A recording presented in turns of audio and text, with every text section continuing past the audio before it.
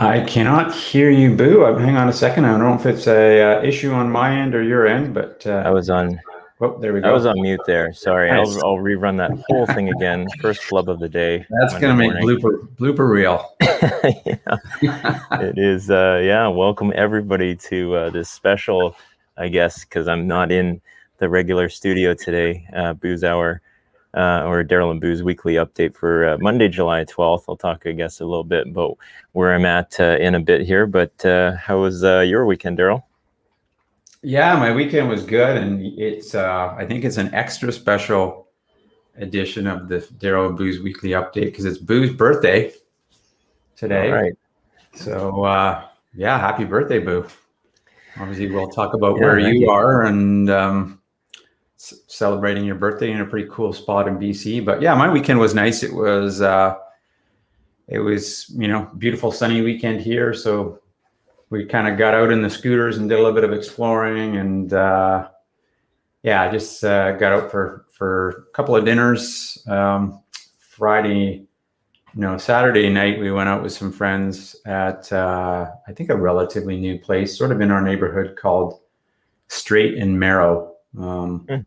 Not narrow, but marrow, because they have bone marrow on a few of their, I guess, menu items. But yeah, very interesting kind of tapas style restaurant.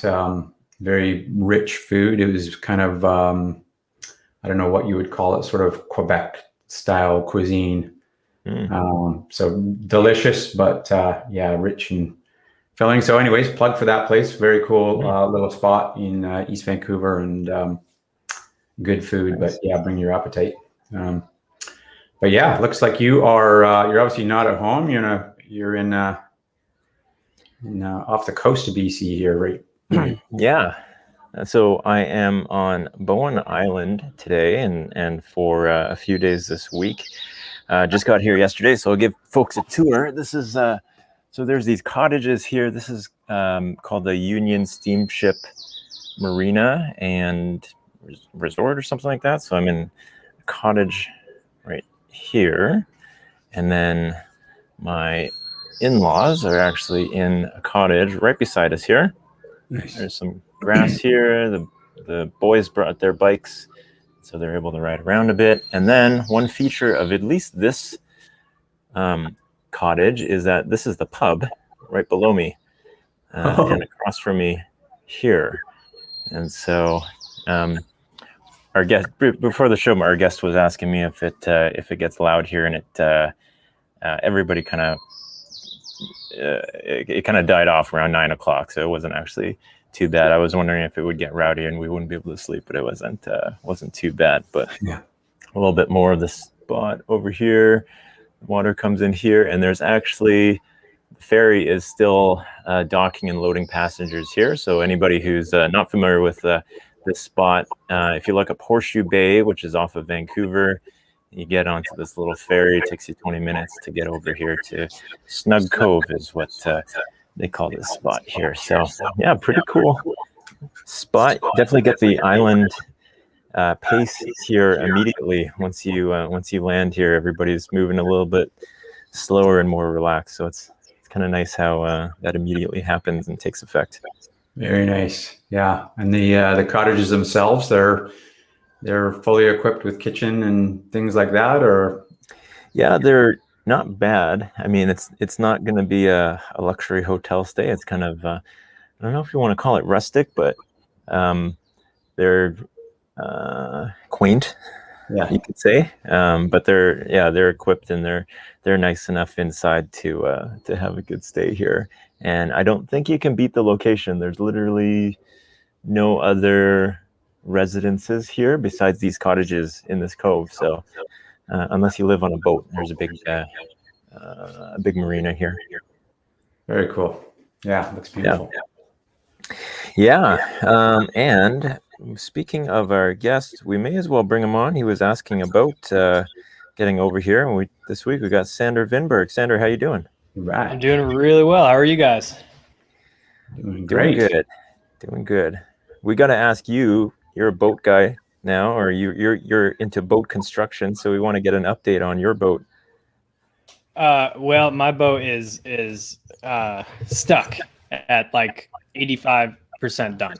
Unfortunately, as you guys might be able to tell, we've moved, right? And so we're in a different spot, and you can sort of see out the window there. So what happened was there was a while where we didn't know exactly where we were going to end up, but we needed to get all the stuff out of our basement to do some work on the basement at our old place. And so we had to pack up our boats, move them over to a spot on Vashon Island out in the Puget Sound.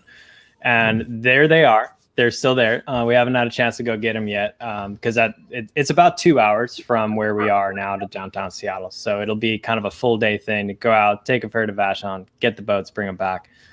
But it's essentially right where it was when I sent you guys that photo a couple months ago. So we still have to put the cockpit combing on, and we have to cut holes for hatches and sort of do a bunch of really minor epoxy work. And then I have to sand and varnish the whole thing 3 times.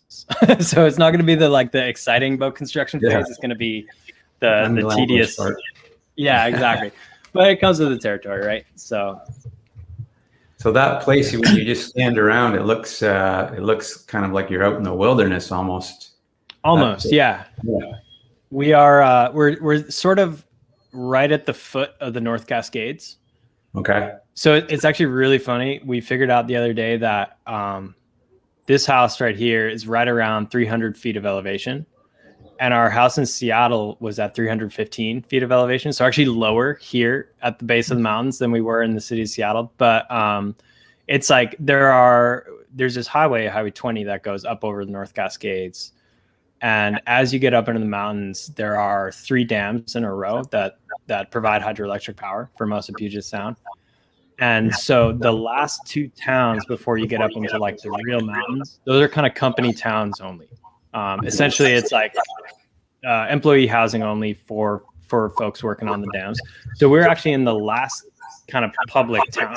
You might be able to move to those other ones. I'm not sure, but we are just on the outskirts of this little 300-person town right before you get up into the mountains. So it's like a total lifestyle change. We actually spotted a black bear in our neighbor's yard yesterday afternoon. It looked like he was trying to beat the heat and find some shade. So it's like a real big change from where I was at before. Wow. That sounds awesome. Yeah. That's cool. I'm just loving it. It's like, it's quiet. The air's clean. We don't have the place in Seattle had come to feel like there was just like buses and construction and sirens and stuff going on all night. Over the summer last year, we heard helicopters because there was all the protests and stuff. Every single night at 2 a.m, we just heard like police helicopters flying around. So it's really nice to just be out here, and it's like I can already feel myself chilling out. Nice. Well, you got the beard going, you got a flannel shirt on. Yeah, exactly. Cargo pants. Yeah, right. It's especially I'm expecting in the wintertime it's going to be like those big knee-high rubber boots all the time, because I think it's going to be what I understand is that Marble Mount, where we live now, is it doesn't actually rain more often. It just rains twice as hard, and like twice as much water comes down. So it's going to be roughly as gray and dark as Seattle, but tons and tons of rain. So it's going to be like rubber boots and jackets every day for 6 months of the year. Wow. Sounds beautiful though. Sorry, what was the name of the town again, Sander? Marble Mount. Marble Mount. Okay. Yeah, it is. It's actually kind of funny. We're basically between Marble Mount and a little town called Rockport, both of which are on the Skagit River. And depending on whom you ask, the place we're in is in either one of those towns. Like I see it listed with different zip codes all the time, right? And so as far as the bank and the insurance company is concerned, it's in Marble Mount. As far as the Postal Service and Google Maps are concerned, it's in Rockport. And so I don't know. It seems weird that a house could be listed in 2 zips at the same time. But I guess that's just one of these small town things that you deal with. Yeah, exactly. So it must be a bit of a mecca for outdoor stuff. Obviously, canoeing, kayaking, hiking, mountain biking, all of the above.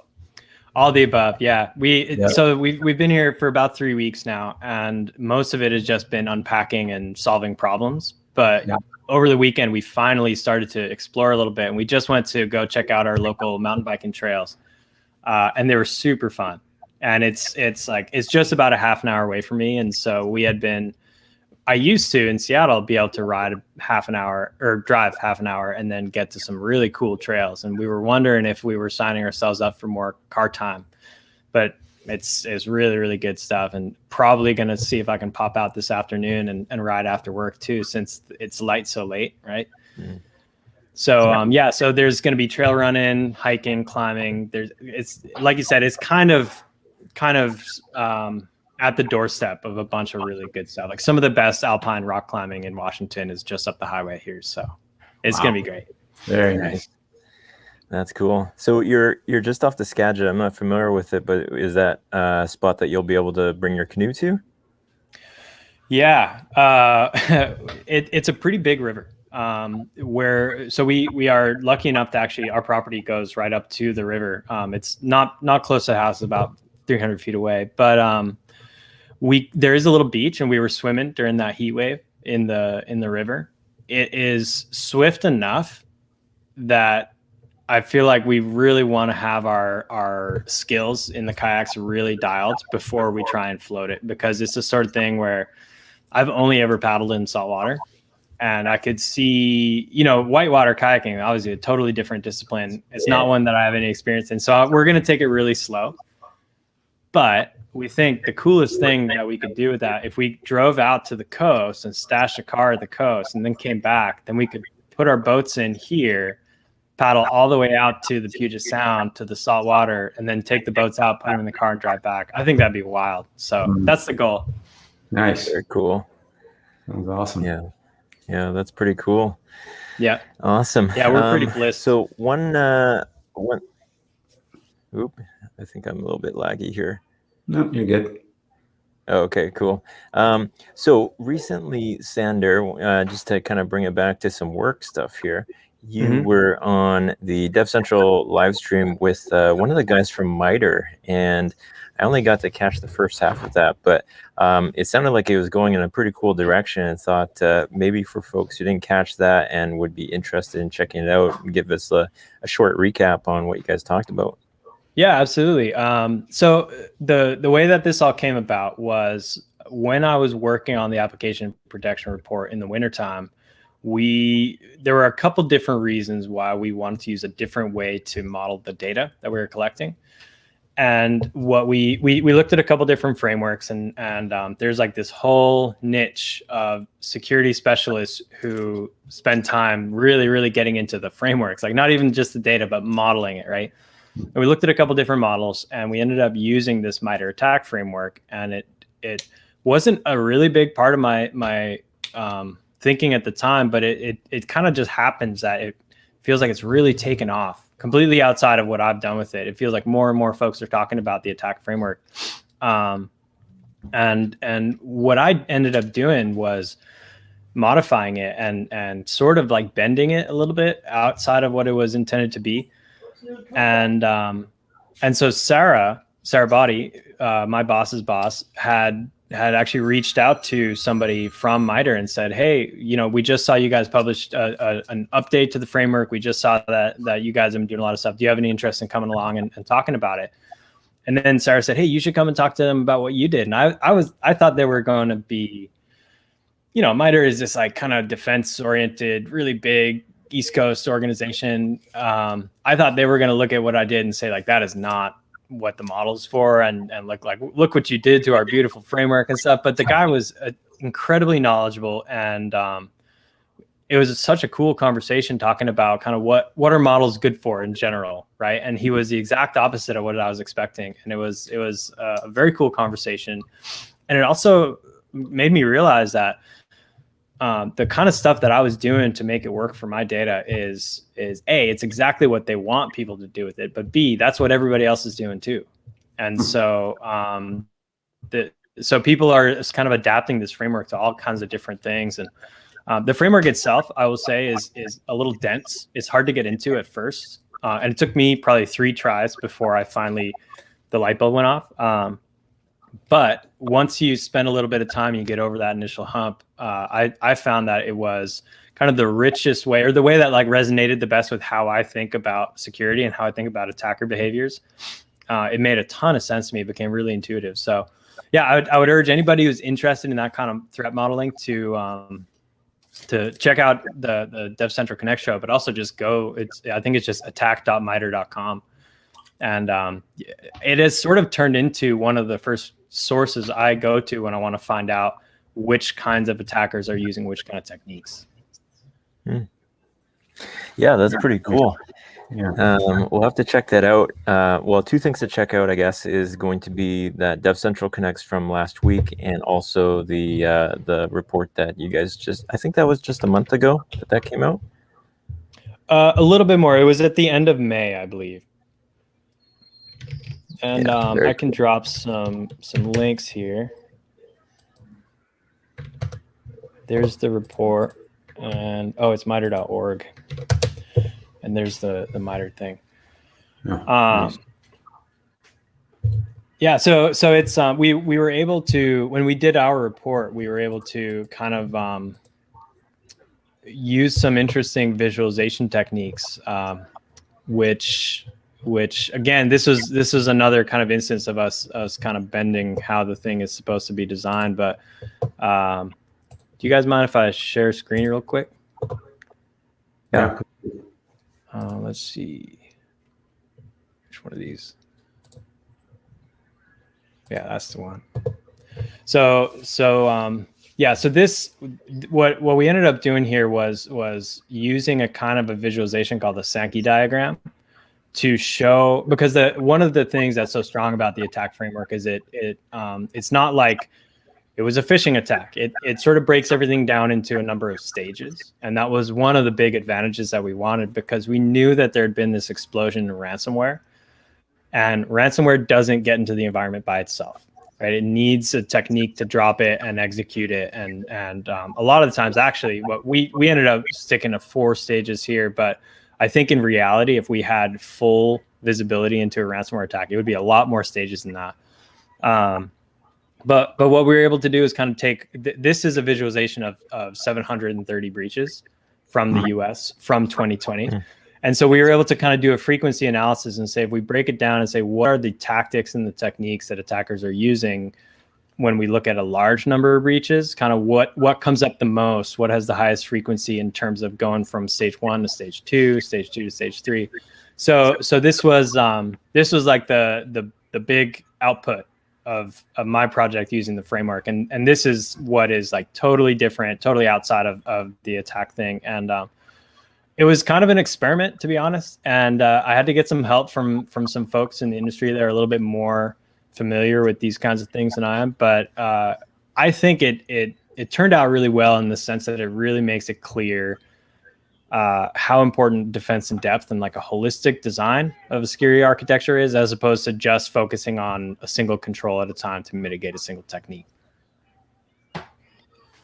That's awesome. That really illustrates things. I think when, the amount of data that you had to go through there, I can't imagine, the thoughts that were going through your head. Like, how do I actually classify all the things and all the steps that are happening here? And that's awesome that you're able to take something and create this out of it. Yeah. I mean, honestly, I feel very lucky that I work on a team where they can allow me to disappear and work on something like this for a while, because it was the sort of thing where, ideally, especially these days with all the emphasis on automation, I think you would look at the process that I went through, not just for the raw intake, but also for the kind of tidying and prepping the data for the visualization. I did what I could to automate it, and probably someone who's better at scripting than me could automate a little bit more. But one of the things about the attack framework is that there is a certain amount of just judgment calls that you have to make. And Mitre is quite clear about this, that 2 analysts can look at the same attack traffic and actually come up with a different attack chain for it. So it's more of a communication device than it is like a taxonomy. And what that means is that this is the product of many, many hours of work. And so there were all these times where I was thinking, man, the last time I was in a research job, they would have been breathing down my neck and said, are you done yet? Can you do something else? Are you ready to move on to your next project?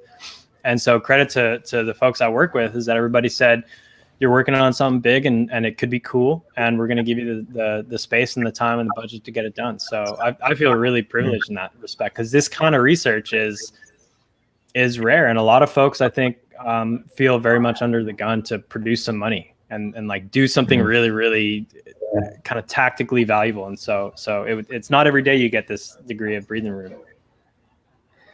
That's very cool. That just speaks to F5 Labs. And when we first got F5 Labs and that team was starting to be formed, we, like, all of us knew the value that would be brought with something like that. We talked to Preston about it before, not on the show, but previously Daryl and I have talked to Preston about it before. And it's just so important that we can contribute this kind of stuff back into the community and help further the cause. And it also just kind of shows some of the brain power that we have at F5 as well. We're kind of flexing some of that, so I think it's pretty cool.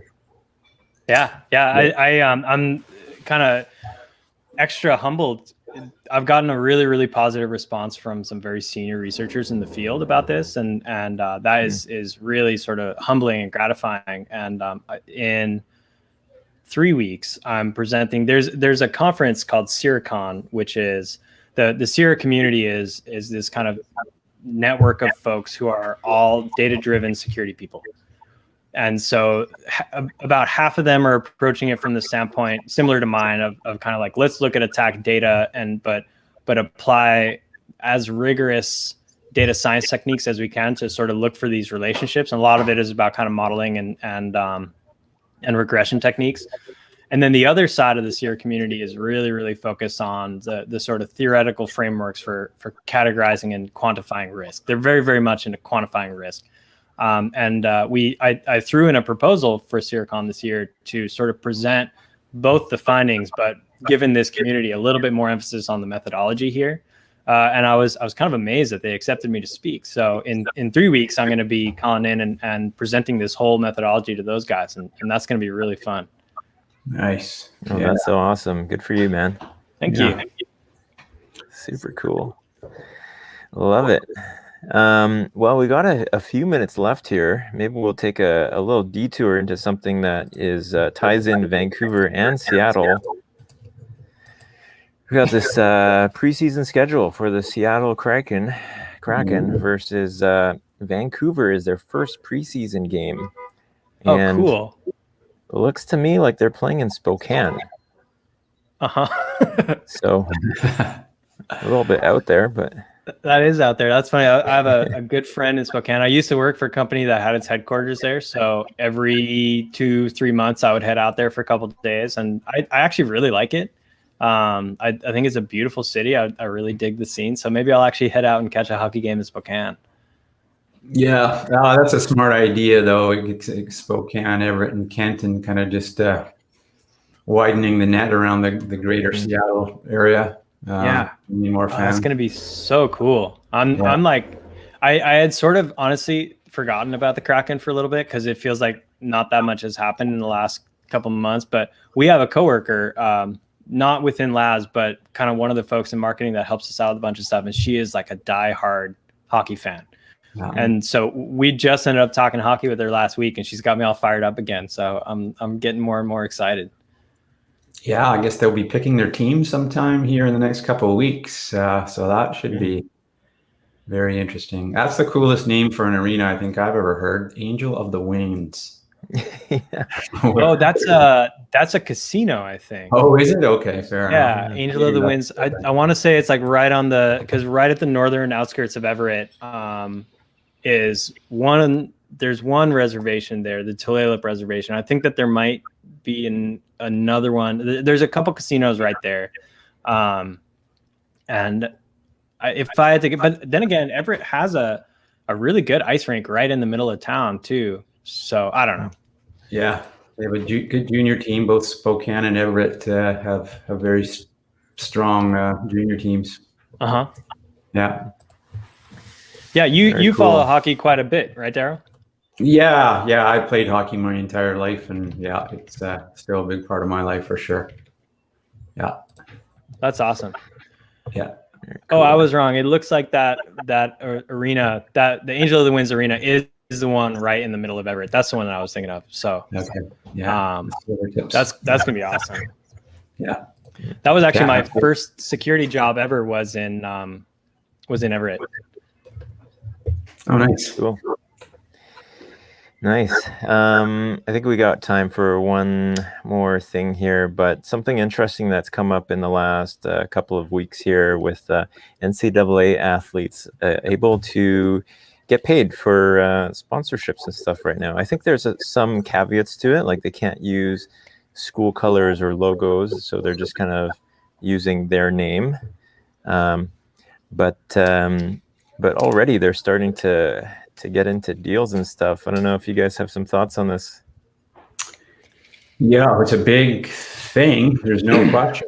People and teams have been fined and banned and all sorts of things for sponsorship. So that was, probably bigger than kind of drug issues, I would say, is sponsorship issues and scandals over the years. So that's, I'm guessing there's a number of these athletes who have moved into pro ranks who would have loved this to happen a few years earlier and got a bit of a kickstart on their sponsorship.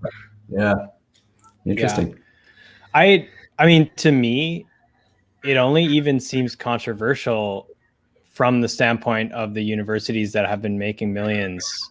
Like it's like the only people that would see this as a bad thing are the extremely sort of vested interests that have been getting rich off the labor of folks for a long time. So it never made sense to me. I always thought it was a really kind of arbitrary decision. So it's like there was that whole thing with Naomi Osaka and the sort of like hostile press thing in the tennis world a couple weeks ago. Yeah. And everyone's acting, I mean, some people gave her a lot of flack and said, this is part of the game. Why don't she understand? And I sort of came away feeling from it like, I feel like a lot of folks forget where the talent's at, right? And it's not at the university administrators. Like they're not the ones bringing in the crowds. They're not the talent in NCAA in college sports, right? And so this idea that all these students should be thankful for the opportunity to play for free, like that never made sense to me. So I think this is great. I'm stoked. Yeah. A lot of these kids obviously came from families with not a lot of money, so the ability to kind of put some money in the bank is, even if they are a high-ranking athlete in the NCAA, or by no means guarantees them a pro career. It's a very small percentage that actually make it beyond a couple of years. Yeah, and you never know. Like every time they go out and play, that could be their last game of their career if they get hurt, right? And it's like, I don't have to deal with that, right? I sit at my desk all day, and it's like, I don't think that maybe something will go wrong. I mess up a query in a database, and my career is ruined. So it's such a weird earning model to be an athlete that anytime I see people kind of like chipping away at that, it feels really weird to me. Yeah. Well said. Totally. All right, Sander. Well, thanks for jumping on today. We'll be catching up with you, I'm sure, in the coming weeks anyways. But otherwise, thanks for coming on. We'll see everybody next week. Yeah, always glad to be here. And happy birthday, Boo. Yeah. Thanks, man. Thanks. Thanks, Sander. Happy birthday, Boo. Enjoy. See ya. Thanks. Take care, fellas.